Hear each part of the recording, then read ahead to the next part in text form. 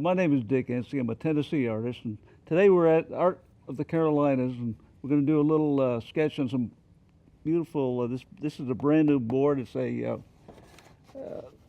Arches Artboard. It's a heavy paper with a cardboard backing to it. What we're going to do, we're just take you through some little washes. We're going to use an acrylic paint. We're going to use them as a watercolor, basically. What I'm got here right now is just basically one of these little colored pencils that when you hit water to it, you get some beautiful washes. But I like to use these because they disappear when you get into the painting. Now, this little scene here, being that we don't have the scene with us, it's a little scene in North Carolina. It's Andrews Bald. It's in the Great Smoky Mountains. A beautiful little scene, beautiful little summer scene. I took this summer. What we're going to do, we're just going to do some little washes. We're not going to use a full piece of canvas. We're just going to use parts of it. And just to give you a little idea on how to put washes. Watch your values. Values are darks, middles, and lights. Watch the intensity of the color. Intensity is called color perspective. The colors go back as you make them less intense. Let's get started. Look at the shapes here. You got triangular shapes. You got rectangular shapes. You got some oval shapes here. You got more rectangular shapes. Watch your shapes. Very lightly start sketching. Just enough to get the idea of what you're doing. Because if you're outside painting, and especially for plein air, you don't have a lot of time to do this. And basically when I go outside to do plein air, I'll start about 9 o'clock in the morning till 12. Then from 4 in the evening till 7 at night.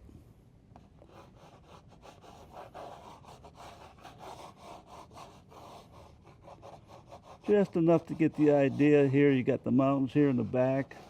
You got some beautiful sky colors back over here. Okay, this is about all the paper we're going to use right now. And you'll enjoy this. You can have a lot of fun with this. You can learn how to use your colors. Okay. You got a lot of darks right in here. You got the middles. You got the lights. The light's coming from this direction. Always watch your light. Okay.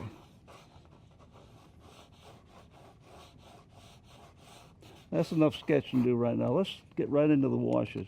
Now I like to use a fairly big brush. This is a number, I think it's a number 4. And I use the flats, and you can just a bristle brush, and they work very well. They've got a nice. You can see this one's been worn down a little bit. A little water. Start out with a very dark color. Start out with your darks on here. Now most watercolor people start out with their lights, which is okay. I'm basically an oil painter, and I like to start out with my darks, but I learned how to control the darks. I'm going to make a little bit of little dark green, just basic color, put a little water in it.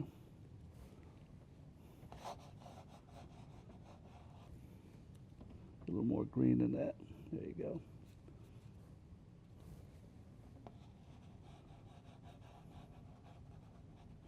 You can have a lot of fun with these. And you'd be surprised how fast it'll go if you just watch your value. And remember, the darks over here are going to work into the lights. Darks over here are going to work into the lights.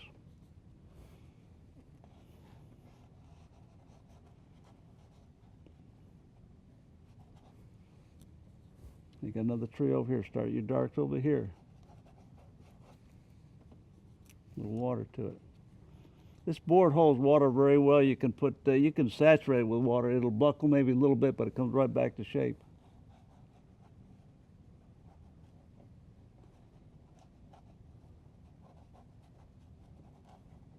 Dark, dark, dark, dark. Now, these trees are a little bit further back in the background, so I'm going to add just a tint of red to the green, just a little bit. Just enough to say, hey, it's going to be a little less intense. Anytime you add this complement, you're making the color go back.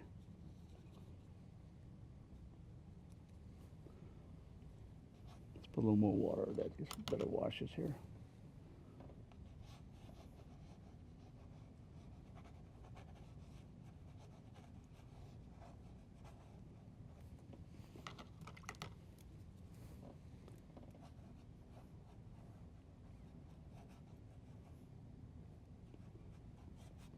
Now remember, this tree here is very far back, so let's just Use that same tint we just used with the red in it. Water to it.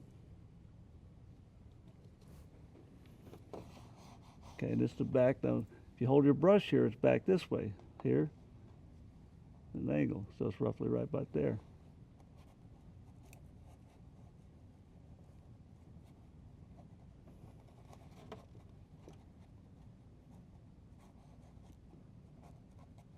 You'd be surprised how quick this will come together. Let's put a few more little darks down in here. Now, anytime you have separation of trees or houses or barns, you have to have continuity between them. You can't have a void. So right here, you got a few little the pine trees that are just barely seen in the background there. This connects the two. Okay, there you go. Clean your brush. Now watch your green, because the green is very powerful. It'll get into every color you mix. So clean your brush good. Okay, let's see here. Let's put a little light blue in this. Most of your sky colors are cerulean, but you're going to see a lot of cobalt, maybe a little ultramarine in some of them.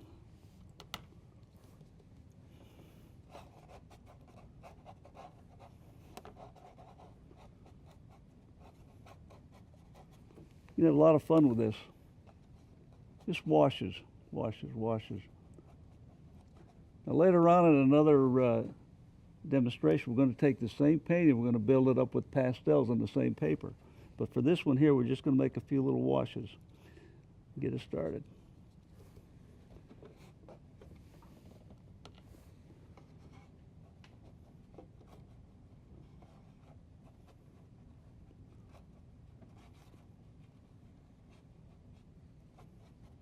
Up here it's much lighter.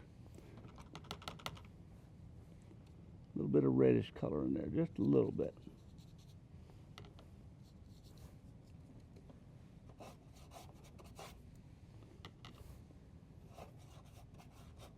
A beautiful sky color. Now, let's go into some of the lights on the trees here, which is a much higher color, much more intense, okay? Water.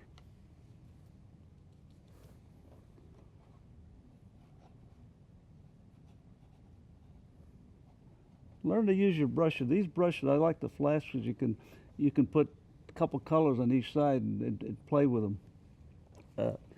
One of the things you have to do in art is learn how to use your tools. So important. A little bit more green in there.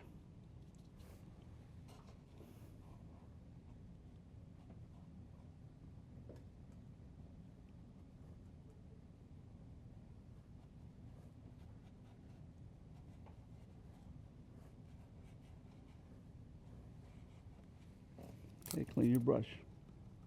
Look at your foreground here. Foreground is very bright, almost an intense color. Most of your color mixing will be done right on the palette.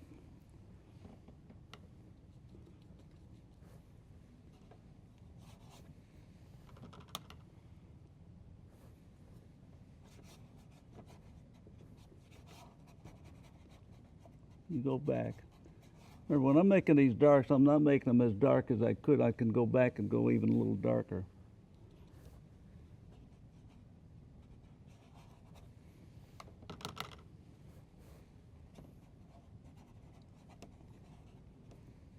Okay.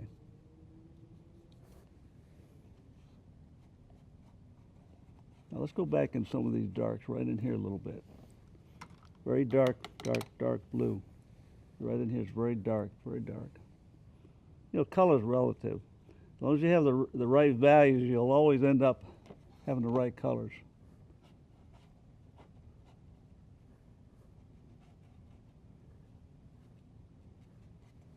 Okay. Now, what about this limb here? Okay. If you look at that, this is kind of a dead tree. We've had a lot of problems with the pine trees dying. Take a little of the burnt sienna, take a little of the blue. The blue will make it darker, okay? Make it almost a deep brown. Just wet it just a little bit. Okay. Now, if you want to level your arm, hold your arm up here and level it. Let's bring this right about here. There you go. Now, that's the dark. Okay, now we're going to put the lights in that little tree that we put the darks in first. Now you got to put some light in there. You added a little bit of white to the color. And here again, just make a stroke. Go down here.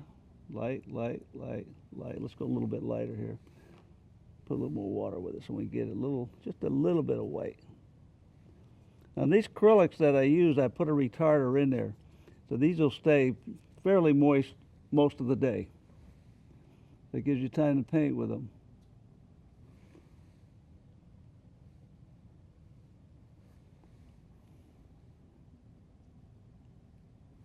Now, let's quickly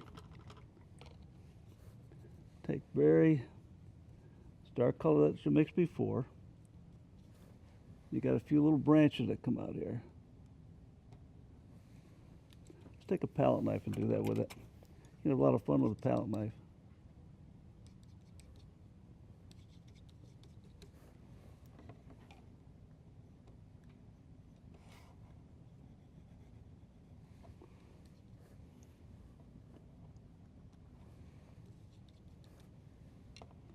It doesn't matter what dark you're using as long as it's the right value. Color is relative.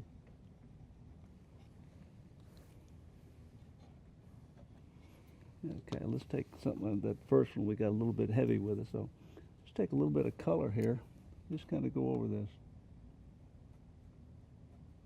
Now let's just add a little bit of the orange to brighten it up here.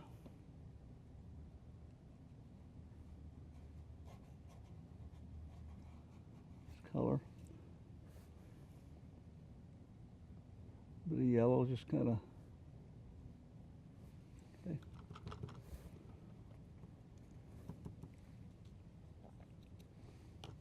Keep your brush clean. Let's go very bright yellow. Let's bring some of that yellow right up through here. That lines it up. All your intense colors always come forward. Okay, that's it for now, guys. What we're going to do later is bring this back, do a little pastel to it. And thanks again for joining me in my studio. You can write me at Dick Ensing at bellsouth.net. Thanks again.